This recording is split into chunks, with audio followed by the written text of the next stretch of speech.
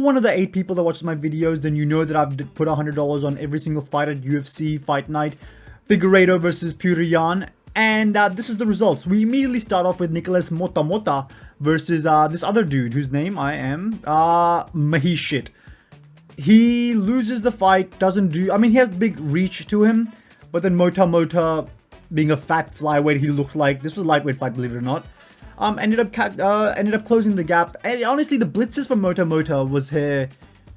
The big difference in the fight, because Maheshate had massive reach, honestly. But he was overextending a lot. Motta would get into the blitz, crack him a few times. The second round was kind of close. I thought Maheshate probably won it. Maheshate actually got dropped in the first round, which gave it to Motta quite convincingly, in my opinion. Round 3 comes around, Motta does the same thing again. I'm up money. The first fight, the underdog wins. I'm thinking easy sailings from here on out. Little did I know that most of the underdogs in this card would end up losing. We move on to Quang versus Xiao. I wish my memory was a little bit better because I do recall watching this fight, but actually no, I remember now. Quang gassed like a motherfucker in the second and third rounds, in all honesty. The second and third rounds, he had no power in his hands. He was cracking Xiao a little bit here and there. For the most part, Xiao was cracking Quack. That's what I was calling him, Quack, because he was ducking the smoke. He was so tired. He couldn't do anything. Like, he wasn't landing anything really impactful at all. And in the second and third round, he was landing something on Xiao, but eventually he was like, you know what I mean? Like, he was landing strikes, but they weren't going to be able to finish him. And so, overall, Xiao was busted up, but overall just fought through it, cracked down, bit down his mouthpiece, and KO'd Quack in the third round. Because he was just so exhausted, ate a massive shot, got dropped, got finished. And that was Quang. And his journey to the UFC ends, which is a good thing. The Kavanagh dude versus Jose Ochoa. Lonier Kavanagh versus Jose Ochoa. Honestly, a close fight. Rounds 1 and 2. Like, rounds 1 was Kavanagh, for sure. Like, he was far more crisp, way faster. The 2 was landing leg kicks, head strikes. He was honestly countering most of the strikes of Jose Ochoa.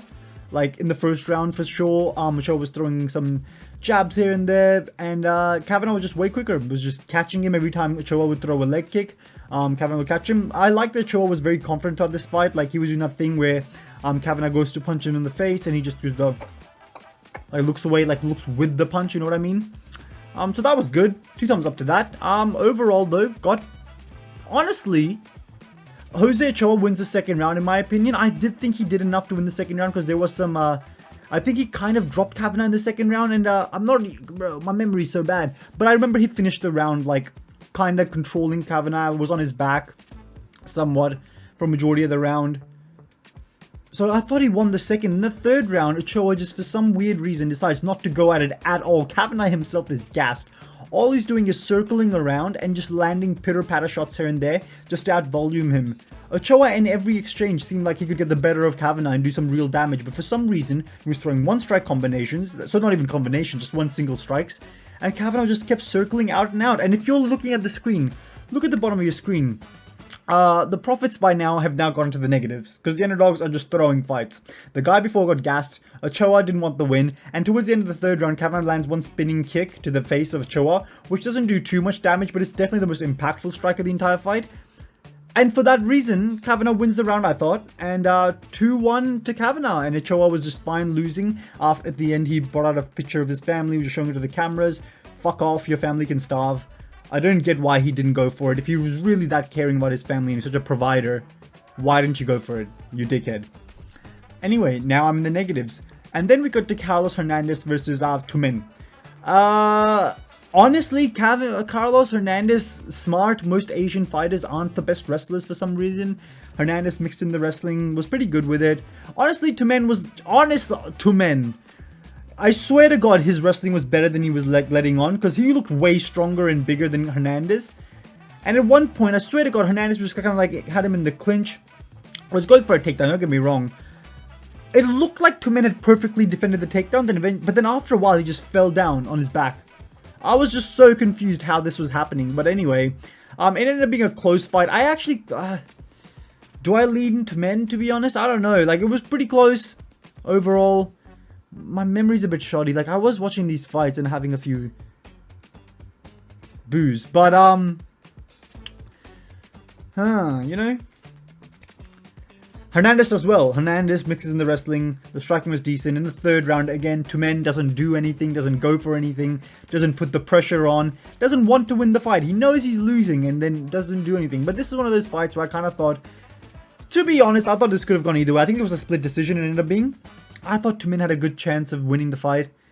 It wasn't like it wasn't a robbery for starters. I think Hernandez winning is a completely fair call, but overall, Tumende didn't really get up to much in this fight, if I'm being completely honest with you. Didn't really do too much. In the later rounds, at least. Like, early on, he was doing alright. Honestly, he threatened some of his own takedowns, and Hernandez, just a little weak little midget that he is. I think this was a flyweight fight or something. So even more terrible. Like, he's just a little midget. Gets taken down. And yeah. Tumende was even strong enough to fucking wrestle with Hernandez. That should tell you everything you need to know. Anyway, by now I'm going more into the negatives. Bullshit fight. I was pissed off at this point. Next we had Feng Xiaocan versus Ming. Here's the thing. Ming is a doctor, a PhD doctor, or maybe just like a normal regular surgeon, doctor, whatever, the medical type.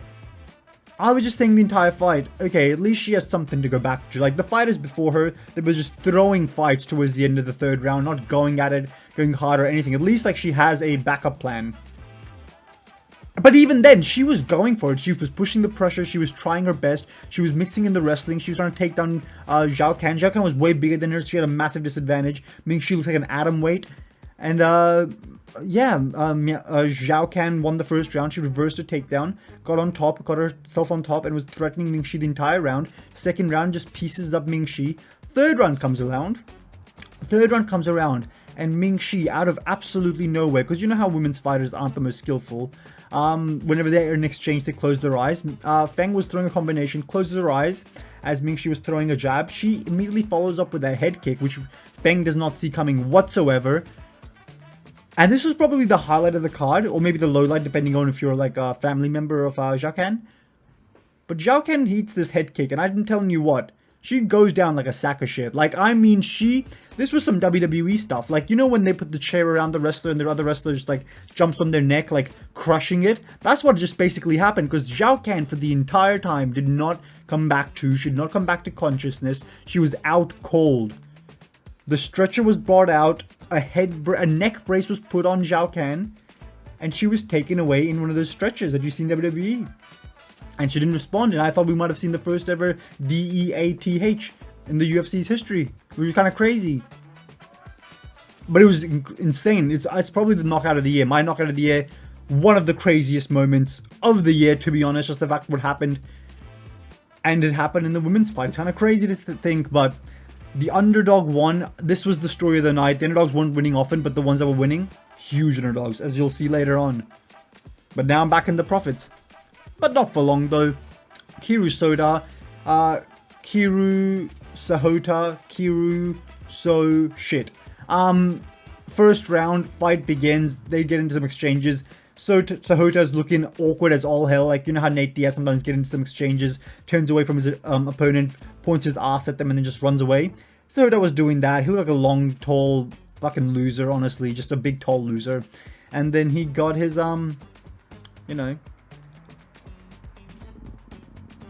got finished in the first round, got KO'd, out cold, went out cold. He's done. He just looked like a massive twig of a man. Like a fucking, what's that thing called? What's it called? Hangman. You know, like when you drew Hangman? That's what you draw. But like with a different colored texture. Because he's Indian. A disgrace to a billion people, I will say. Yeah, Indians just aren't made to fight. I can say that. Anyway, Young versus Jieleyisi. These names. I'm back in the negatives now. I can't even remember. I'm not gonna lie to you. What happened in this fight? I think Young ends up winning a decision. I want to say. Let's look it up. What happened in this fight? Man, you know what the funny thing is? I watched this entire card. Oh, yep, won a decision. Perfect. I think he won all 3 rounds, probably. I mean, I remember just not being close. I just remember, like, the underdogs that lost. losing quite convincingly. Jieleyisi had red shorts on. I remember that for some reason. He had red shorts on. Yeah, I mean, there were some good scrambles. Okay, here we go. Something that happened in this fight. Some good scrambles here and there. Yusu Young, much better wrestler. Had some jiu-jitsu credentials to him as well. Just seemed like the better fighter. But again, I was just putting money on the underdogs. At one point, Jieleyisi mixes up some of his own takedown. But Yusu Young immediately scrambles out of it, takes control, wins the majority of the rounds. I actually can't remember this fight too well. Just check my fight companion if you want to. If you're that desperate, I mean, of the 17 to 28 people that are gonna watch this video, you know, come on, guys. You know what? Maybe I need to just improve my videos sometimes. Like, I need to rewatch these before I do one of these videos, because yeah, I'm kind of making a fool of myself. Anyway, Ozzy Diaz versus Zhang Mingyang. Zhang Mingyang has really beefy, flappy legs. I'll tell ya. A lot of meat on those legs, and his shorts were quite loose, is something I noticed in this fight. Another thing I noticed, Ozzy Diaz is a fat slab of shit, because he did not look in shape, a light heavyweight, and he looked like garbage. Got KO'd in the first round. I wasn't really surprised, he just looked like shit. I mean, and you know what the most frustrating part of all of this is? Ozzy Diaz was like in a distance from a range, just feinting, you know, throwing a jab here and there, trying to set up something, like he knew something we didn't know. Like, we all saw him for what he was, a fat slob of shit. Yeah, just pretending like he's something more than he is. When in fact, he just has some big hairy tits on him. And a disgusting looking belly button. I'm just looking at it now, Jesus Christ. And he got KO'd in the first round. Kind of from the UFC. He just looks so out of shape. Like, at least have a bare minimum. You have to cut weight to make light heavyweight. If you're cutting weight and you look like you haven't done abs in one day of your life, then you shouldn't be fighting at light heavyweight. Go down to middleweight. That should be like a rule. Just not disgrace the sport any further. Because I'm gonna be honest with you, if I showed the UFC's high level light heavyweights or heavyweights to my dad, he would laugh at them. Imagine Tai Tuivasa and Marcin Tybura come out to fight each other. Like, just a fat slob on them. Like, no fucking anything. Like, just a joke of an athlete. The lowest level athlete in any sport, in anything. Hockey players, gymnasts, you just name it. Hockey, gymnast, soccer, basketball, football, wrestling, anything. No one is that disgusting. No one is that fat. No one looks like Ozzy Diaz. Ozzy Diaz, you are a disgrace to humanity. And I'm now even more in negative, and I was really pissed off. Next up, we have Oezdemir versus Carlos Ulberg. I hate Volkan Oezdemir, not because he lost me money here, but just in general. If I didn't have money on this, I'd want him to lose. Carlos Ulberg looks very Chad. I'm glad he won. His strikes were clearly more impactful of the two, I thought. Volkan Oezdemir did out-volume him here and there, but in all honesty, Volkan Oezdemir was getting his head smacked in. Round 2, I do think Volkan Oezdemir won because Carlos Ulberg didn't really land anything too massive in terms of... And I think Oezdemir did a little bit more damage. I think he might have dropped... I don't know... Did he drop Ulberg? Like, yeah, I know he landed some big strikes. Actually, no, I don't think he dropped him, but I think Oezdemir landed some big strikes, some big combinations here and there. Thought he won the second round, then the third round, Ulberg did the normal thing. Didn't look amazing, to be honest. Kind of like a boring fight for the two light heavyweights. I thought someone was going to get KO'd. No one got KO'd. Oezdemir's got good boxing, but overall, Ulberg just much more stronger, more powerful, more power in his hands. Just overall, just a bigger dude, honestly. Like, Oezdemir, your time's come and gone, mate. Ulberg's only 34. I mean, I say only 34. He's 34. He doesn't have many years ahead of him, so I don't want him to, like, be waiting around for a Khalil Roundtree fight. I think Khalil Roundtree should be looking at a fight against Jamal Hill or Yuri Prohaska. I know they've been matched up, but Khalil should maybe wait, because, like, he needs to recover. He took some brutal damage in his last fight against Pereira. Recover. The winner or loser of Yuri versus Jamal Hill. You've got Roundtree waiting. Ulberg, you should be looking at a fight with Rakic or Jan Blachowicz, I feel like. That should be the next step up for him. I think that's a good matchups to make. Oezdemir. Azamat. Maybe him. Maybe the winner of Smith versus Reyes can get a rematch with Oezdemir. There's options, but just not the best. Quang versus Gabriella Hernandez. I'm so happy. The Joker. She was annoying, to be honest. She was cringe annoying. I'm glad she lost. I had money, honestly, right now. Look at this. I was at negative 295. I was like, shit, it's almost over. A $6.40 underdog wins because she catches Quang and then snatches up a rear naked choke. And I think Quang might have gone out. I don't see the tap. Maybe she tapped out, but The ref stops the fight. Amazing. I was so happy. I lost my shit. The women came to show up to fight. The underdogs, at least. And yeah, good stuff. Quang had a win over Valentina Shevchenko in Muay Thai. So sucked into Quang. She's not going anywhere in her career. And just fuck all. I mean, no, I'm just kidding. I mean, she's a good fighter. I mean, she'll rebound. She'll beat somebody up. Just wasn't her night. But I mean, that's what happens in MMA. You don't get dropped and then be allowed to come back to your feet. You get dropped, you get immediately snatched up with a rear naked choke. It's just how the mixed martial arts game works. And I'm glad someone that is a mixed martial artist like Hernandez beat someone who's just coming from Muay Thai. MMA's been disgraced enough. It's a laughing stock of a sport as it is. The best athletes go to any sport that isn't MMA. Even boxing gets some really good athletes in there. MMA gets like the run to the litter. The kind of fighters that you're like, okay, I'm 19 years old. I've got nothing else going on for me. It's either CTE or plumbing job. And they decide they want to be a CTE expert. Is usually how people become fighters, in my opinion. At least in the heavyweight divisions, some of the women, you know, honestly, I'm fine with the women's fighter usually want to do the fighting, to be honest. Some of these fat fighters, though, like, they're not in it for the athleticism to be the best in the world, just there to get a paycheck. If you're that fat and out of shape, you would cut down and make, honestly, middleweight. Like, you can't convince me Taibura couldn't make middleweight if he just wasn't such a disgusting fat pig. Same with Tai Tuivasa, same with Derek Lewis, same with a few other people, actually.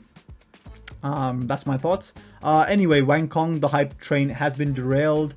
I don't really care. I don't really know who she was until like the week of the fight. So apparently she's the Joker. Song Kanan versus Muslim Salikov. Now I'm back on the losing. I'm losing the money again.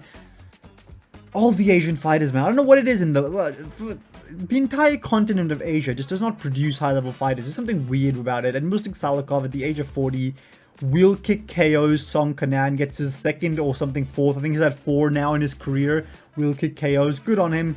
KO Song Kanan, finishes him off.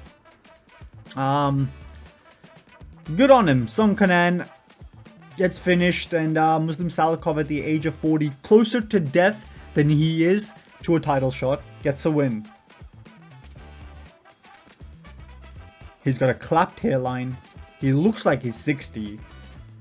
And yeah, one foot on the chin of Kanan, the other foot in the grave for Muslim Salikov. Anyway, Yan Xiaonan versus Tabitha Ricci. I've lost more money now, $45 in profit. It's coming down to the main event because Tabitha Ricci decided she did not want to win this fight whatsoever. She has a strength, it's wrestling. Yan Xiaonan has a weakness, it's wrestling. Oh my god, look at that. You both have a bingo card full. Why not cash in your check that you just got for winning the bingo? I don't get it. Tabitha Ricci, for some weird reason, decides to strike from distance against Yan Xiaonan. It was quite embarrassing, actually. The first round, I think she landed one significant strike.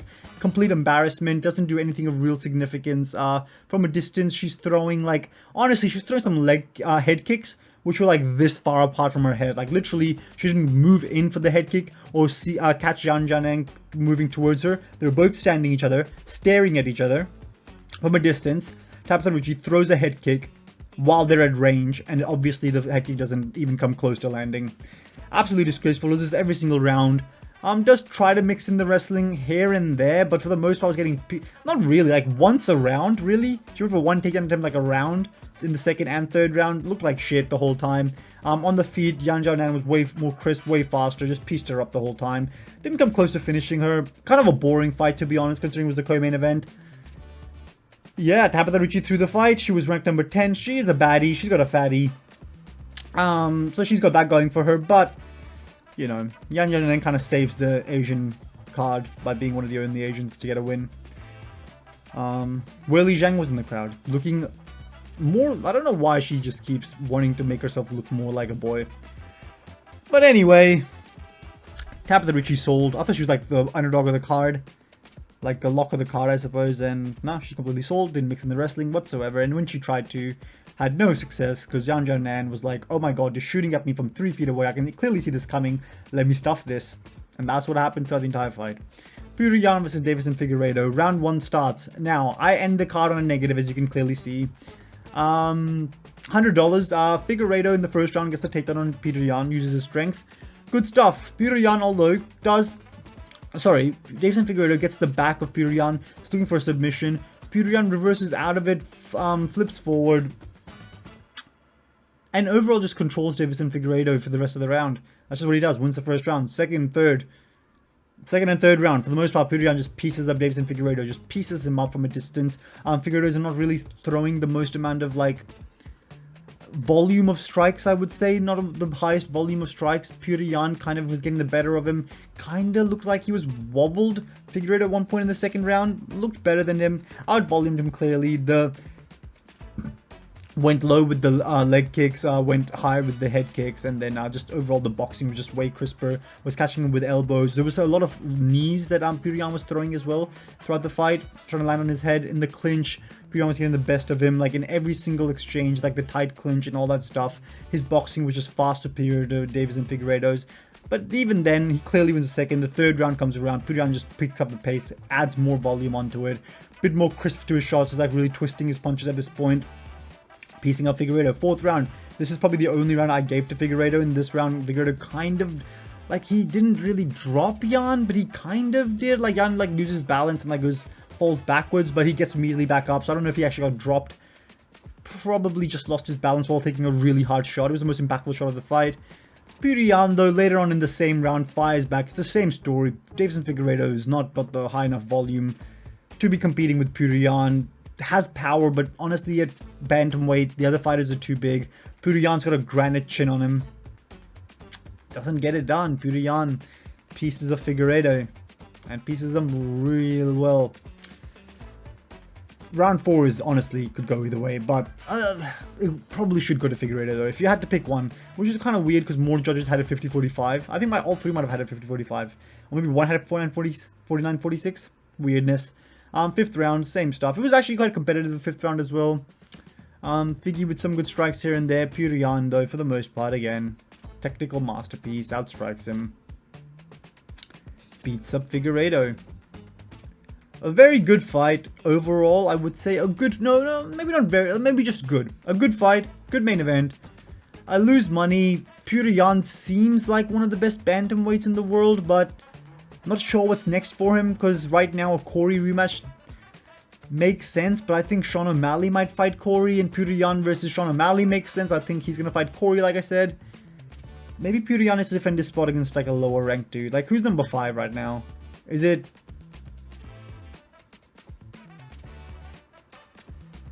Is it Cejudo? No, is it Cheeto? No, it can't be, right? No, wait, it was Figueiredo. Who's number 6? Cheeto of Henry? I don't know. I think Pyongyang should maybe defend his title against his top 5 ranking against Mario Batista. To be honest, I think we need to see some of these top level guys fight someone low in the rankings. Let's not wait around Pyongyang. What's the month announced? November. Fight night main event in April. Let's do it. Fight night main event in April. Gives you some time off. Come back in January. Go into a training camp for 10-12 weeks. And you fight Mario Batista, and if you can beat Mario Batista, maybe you can be a backup for a title shot, or maybe you can be one fight away from a title shot. You know, let's have some fun with some of the matchmaking here, right? Mario Batista, fuck him, but what you gonna do, right? And Figueiredo on the other hand, who should Figueiredo fight? I think Figueiredo versus Sahota makes sense. Two former flyweights, two former flyweight champions, and now both bantamweights. I think that's a fun fight, like 2 different eras of flyweight champions. Fun fight. Anyway, the moment you've all been waiting for. No, you're not. Overall profit for the event, negative $55. Overall profits for the year. Realistically, I've only been doing this since UFC Paris that I've been tracking. So, you know what? For like 5 or 6 events, $1,134. Not bad considering that I went with just underdogs as well. It kind of just shows you how bullshit and random this entire thing is. You can win 3 underdogs on a card with 13 fights and you only lose $55 if you put $100 on everyone. You know what I mean? Weirdness. End of the video. I'll see you next time. Thanks for watching. That's the result. So yeah, basically, what did we learn actually? What we learned is apparently, yeah, this entire sport, you see all these gurus telling you this is how you make money. We're up 20 units this month. We're up 28 units this month. We're up 12 units this month. We haven't lost more than 3 units in the last 12 weeks. Shut the fuck up, man. Like, Literally put $100 on every single underdog and you're going to lose $55. But honestly, in most cards, you're going to get more than 3 underdogs winning. Like, I got the high roller underdogs winning, don't get me wrong. But in another world, like, it's like... In another world, Tabitha Ritchie wrestles, and all of a sudden, I've made, like, $200. You know? I mean, not $200, like $100. And that's like, whoa, I'm up a unit. It's just kind of weird and shit. And MMA betting, like these people trying to convince you to pay them money so they can give you picks. Don't fall for it. It's all a bunch of bullshit. But what you should fall for is fall all over that subscribe button and leave a like on this video. All 20s. You know what? I'm a pretty high view. How many views I'm gonna get on this video? 22 views. That's all I'll get. Give me more though. Subscribe. I'll see you next time. I'm at 116. Give me to 125.